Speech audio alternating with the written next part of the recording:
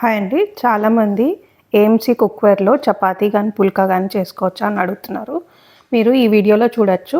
నేను పాలక్ పుల్కా చేస్తున్నాను. దీంట్లో యూస్ చేస్తున్న ప్రోడక్ట్ వచ్చి హాట్ ప్యాన్ అండి, 24 సెంటీమీటర్స్ హాట్ ప్యాన్. దీంట్లో మనము స్మార్టెస్ట్ డివైస్ వాడుతున్నాము. మనము ఎప్పుడు టర్న్ చేసుకోవాలి, మాడిపోతుందా, గిన్నె వేడైందా లేదా, ఇవన్నీ టెన్షన్ పెట్టుకోవాల్సిన అవసరం లేదు. మీరు వీడియోలో చూస్తే ఫస్ట్ మనము రోస్టింగ్ విండో పెడతాము.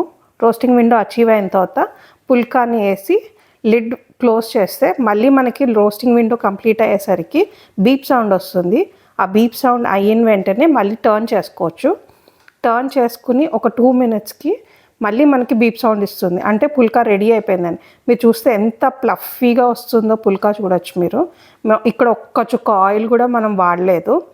అంతా మనము యూస్ చేసే డివైజ్ అండ్ ప్రోడక్ట్ మీద ఆధారపడి ఉంటుంది. మనం డో ఎలా కలుపుకున్నామో కొంచెం సాఫ్ట్గా కలుపుకుంటే సరిపోతుంది.